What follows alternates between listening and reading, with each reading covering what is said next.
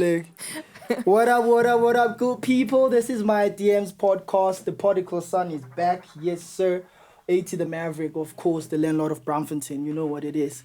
And yeah, man, this is the handover. This is what we're going to title, right? And in the building, it's, man, I'm so excited. It's been a while. So firstly, we are cutting down on the testosterone here in the building. We have a lady in the building that's officially joining the team. Yay!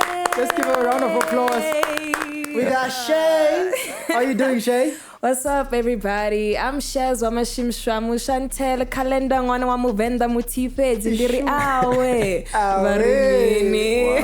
What? Okay.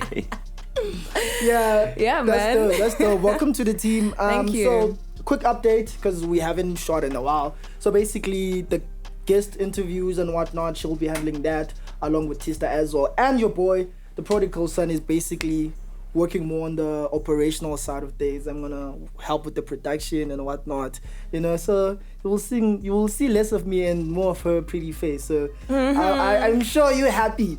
It's about time. You know what I mean? And also we have a guy I met coincidentally, but I used to listen to him quite a lot when I got to Joburg because I needed to check the scene, like, who's the voice here?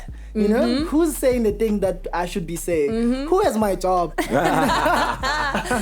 yeah, man, we have a guy from YFM, hip-hop host, podcaster, TV guy. What else do you do, sir? A lot of things, man. A lot of things. Sure, I sell water. You know what I mean? Hey, now. Yeah, I thought it's not just hip-hop. It's not just music. There's a lot of things that we do, man.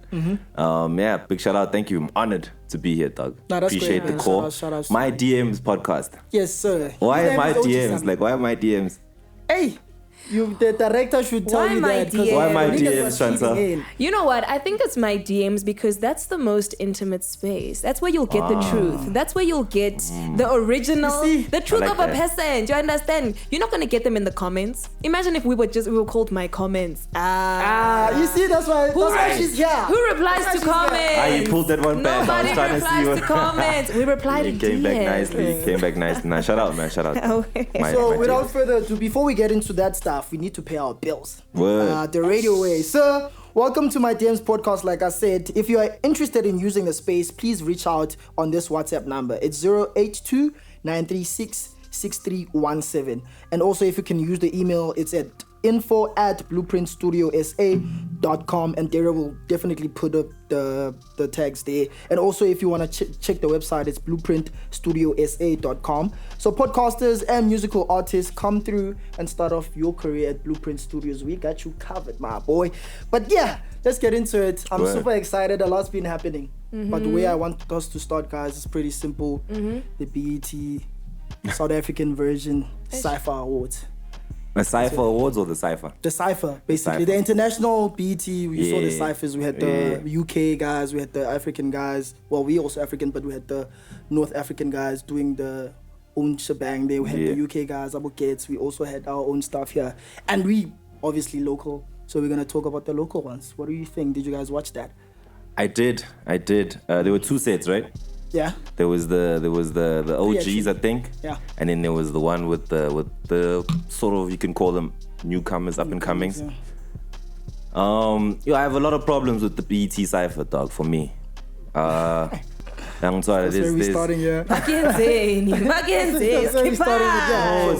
It's if you know the culture of the BET Cypher, you know that the people that they usually call up to come there are like lyricists, guys who can actually cypher. True. Sure. You know what I mean? True. Guys who can hop into any circle and do what they have to do.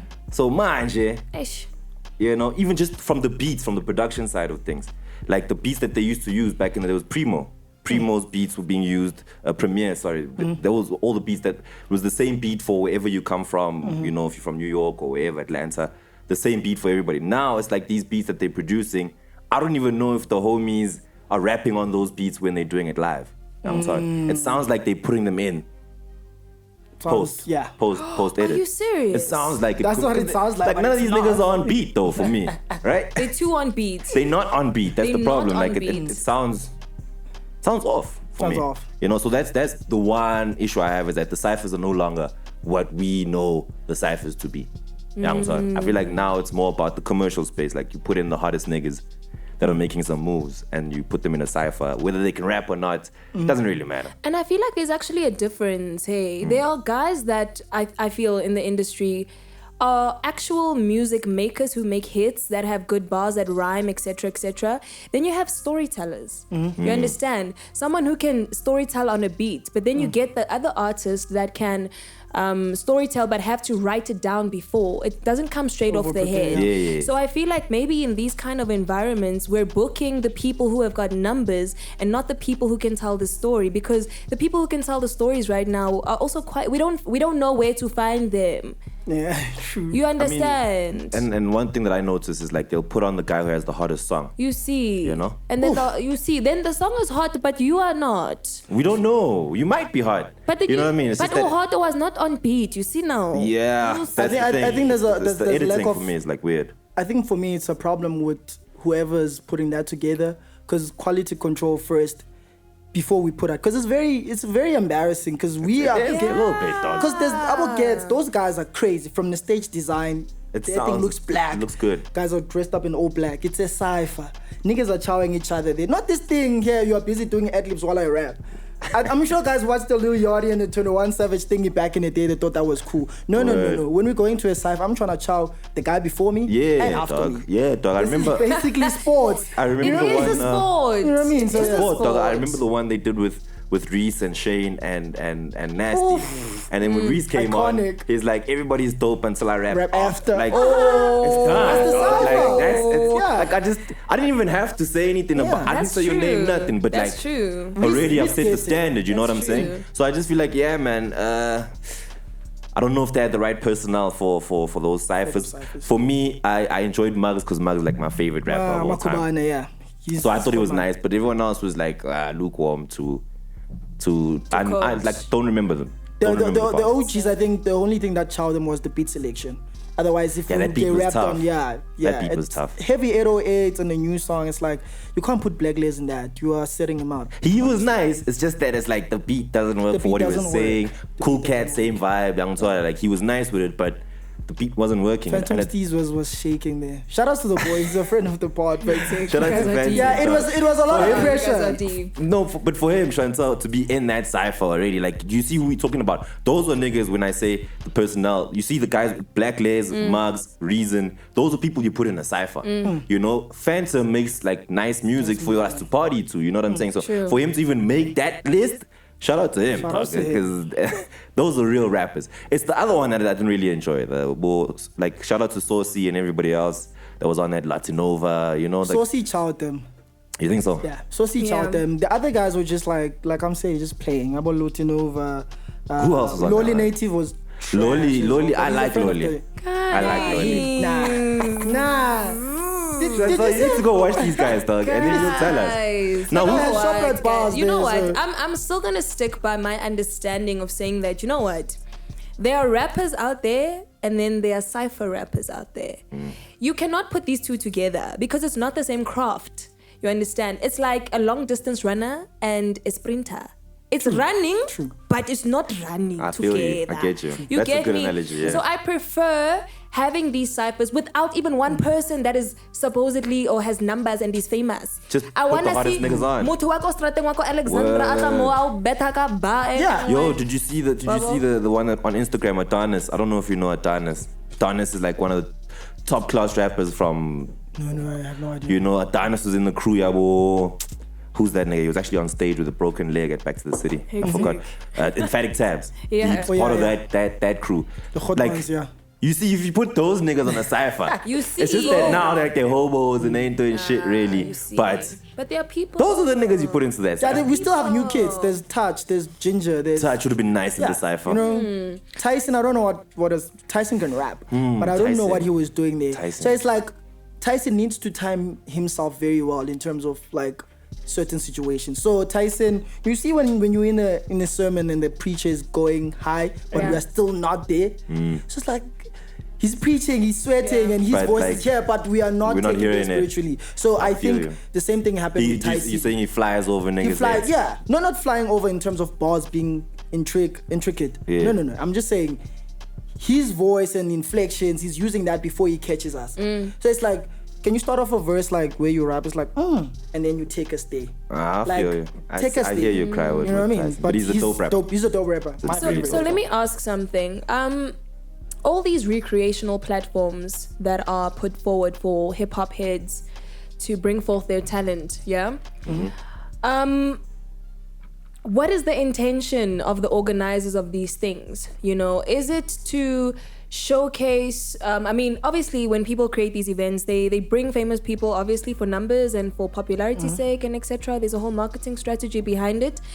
But if we had to look at what a cypher really is and the origins of this kind of craftsmanship, you know, if there's money on the line, for example, right, and a record situation on the line and merchandise on the line, you know, I feel like these kind of platforms would do good for the people who have no names. You know, it'll benefit them more than someone who's already got a label and you know, they arrive wearing swag and all that. You know what I mean? I'd like to see more because we need to give certain events to the streets because that's when you're going to see the talent. And even if this person is not meant to be famous in one day or blow up or whatnot, but if they get a 10K after this, they're going to build them kuku, beta, and buy groza. Do you get me? And then you feed a rapper. Do you understand? 100%. We should have a fucking thing called Feed the Rapper, bro. Feed the rapper. Hashtag Feed the Rapper. Let's start that campaign. Come on. You want to start it, Dero? We need to feed the rapper. The argument that comes with what you're saying, right, is that the people that, like you're saying, the people that put these things together, the ciphers, like BET, MTV Base, all of these guys that put together lists and whatnot, the main aim for them is viewership and talkability. So if they're going to put on Artie, you know, and nobody knows who he is, chances are they're probably not going to watch that cypher. But if you have Latinovi, you're like, oh, I know him from Social Plata, now you want to watch the cypher. So for them, it's more about like, let's call the hottest guys so that we can get the biggest numbers. Because calling the real niggas, that's not going to pay you for shit. Let's have sections then. Let's have sections for the real niggas, and then let's have a section for the popular boys. Commercial cats. That's not a bad idea. You see, then we feed the rapper. That's not a bad idea. I mean, you guys do it well with SA Hip Hop Awards. Because another thing I don't work for SA Hip Hop Awards, by the way. Like, people get that wrong a lot. Because you're just friends with the guys. Not friends, like I do business with them. You know what I mean? But I don't work for them. I don't work with SA Hip Hop Awards. I really don't have any involvement in Back to the City either. You know what I mean? But like, I have relations, and if I need to work with them, we work together. But it's never... My DMs fans, you see what we're working with here, right?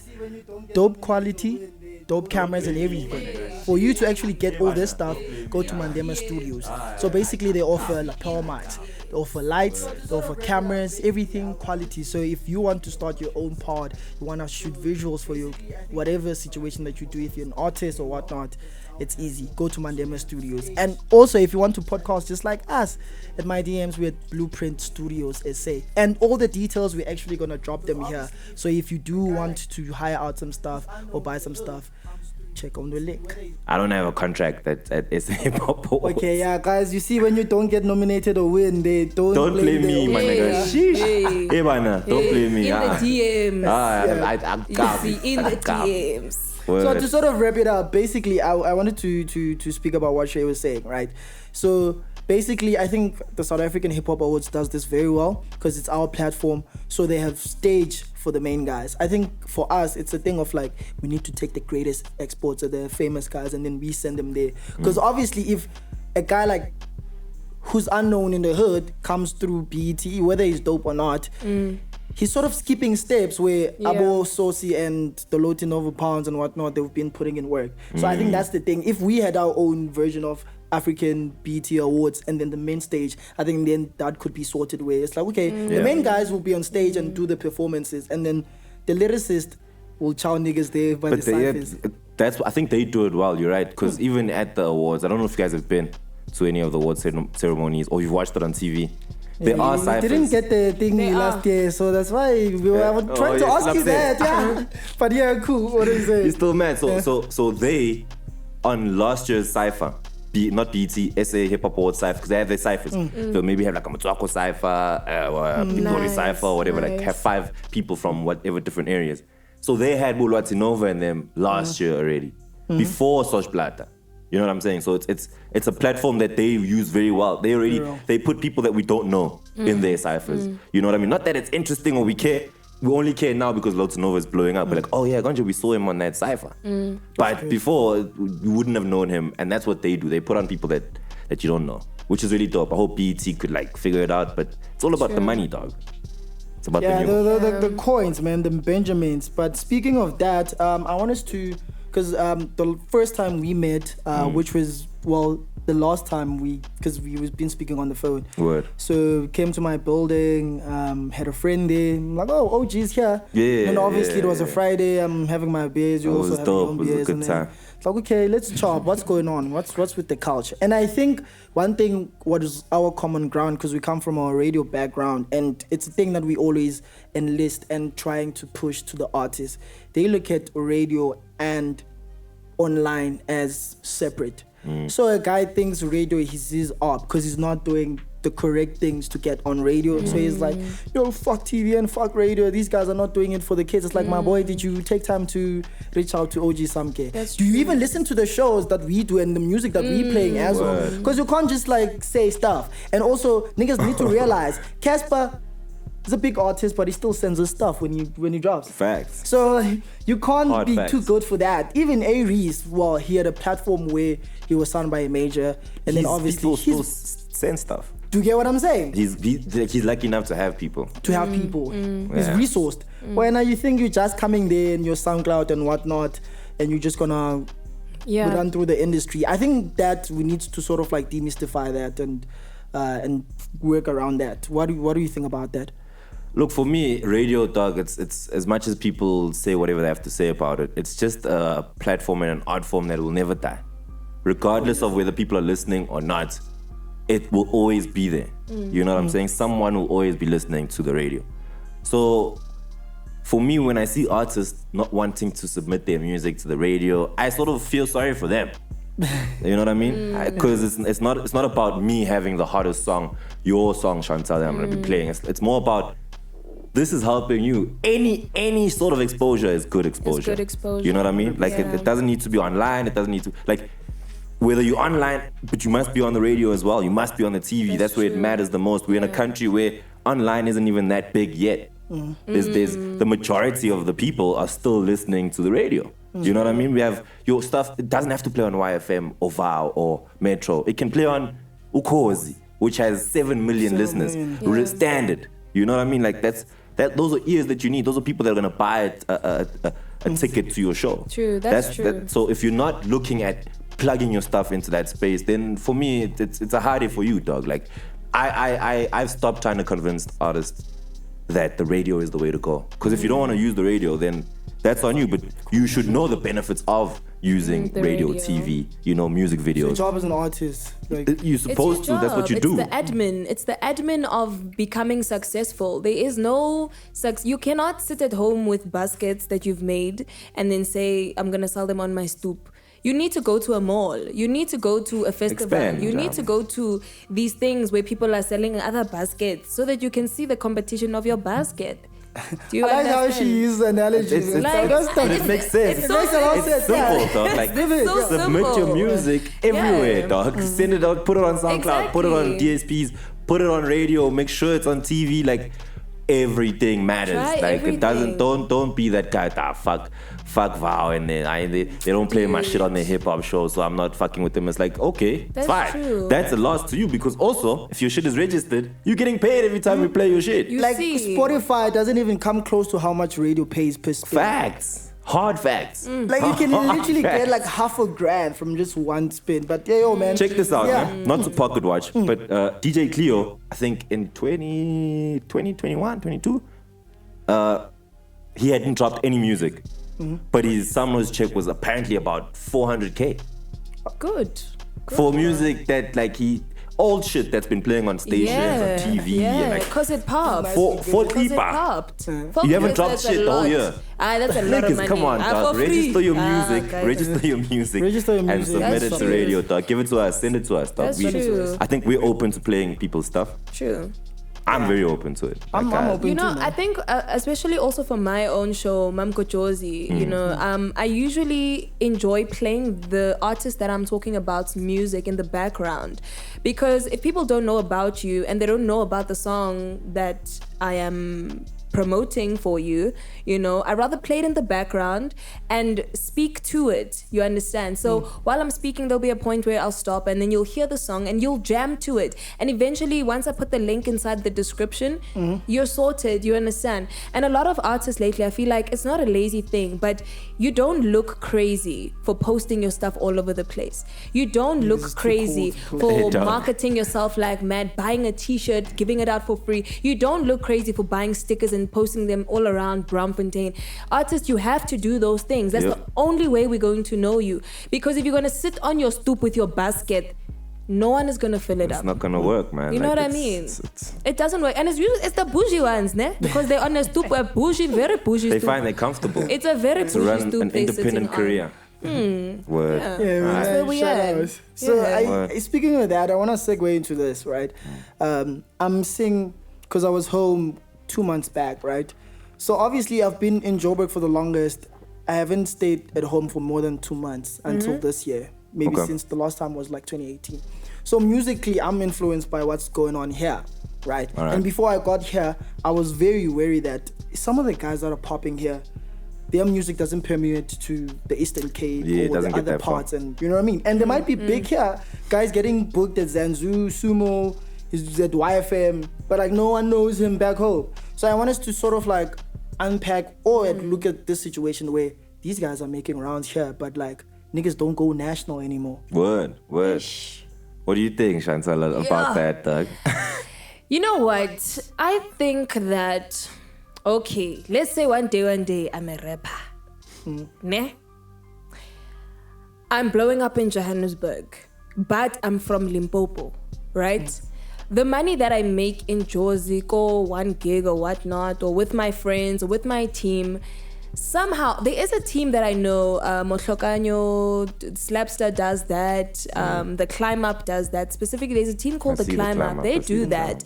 So every December time, they go to Limpopo to market just this one artist, and he gets artists from Limpopo, and then they make the show surrounding this one artist. Limpopo may not know him, but his hood does, because they know, God, December, this guy's coming back from Joburg to come and host a show here, and he's gonna put us on, those that, you know, we're just in the hood. We don't go to Joburg, we don't live in Joburg, we don't school in Joburg, we don't have nothing, no life in Joburg. Rikokas, we at home, homebody boys, you know what I mean? But they've got talent. So these boys go all the way back home every December, and they create this platform, whether it's at a church, whether it's at a school, whether it's at whatever not. If it's your community and they know you and you grew up here, I think that's the only way your community will know you and support you. And then when you are making it big, vote for you. You know these things when they say, please vote. No one votes for you because we don't know you. Then you're like, yeah, Vera, you're representing Limpopo. Limpopo, okay. When did you who are you? Because you're speaking English the whole time there. You're not even speaking your own language. Do you understand? So I think you can only get representation from home when you support home as well. Do you understand? It's like a family. Yeah. What about at home? Did you buy Milli this past month when you got paid? You didn't buy. Yeah. But you want them to vote for you when you come out on SABC 1. Abana etime jo. That's my take. I hear you, but I'm trying to figure out like what's this. It has to be bigger than that, because what I'm looking at is you have, when I'm coming from the Eastern Cape going to Joburg, I'm like, I'm trying to rap. I know once I make it to Joburg, I make it throughout the country. You should be big. You should be big. Word. You should be national. So I'm trying to look, is this a resource thing? Where it's like you don't have enough machine for you to sort of push your stuff there? Is it a language thing? Because I know for sure when Sosh Plata was a crossover, but honestly, niggas back home were not listening to Tato Soul. Do you know what I'm saying? True. Yeah. Like niggas would prefer the apps. Nah. Yeah, they prefer Aboluketa apps, the Sims and the Bravo Leroux and whatnot. Because it's like it's not even a hating thing, it's like a language barrier thing. Yeah. Whereas Touchline, he's national, but doesn't make, well, let me not pocket watch, but it doesn't make as much rounds as the Tato Souls in the Joburg context. You think so? Yeah. It's more about like the money, what sells more. You know what I mean? And what makes me happier as a South African, I'm part of the dance culture of South Africa.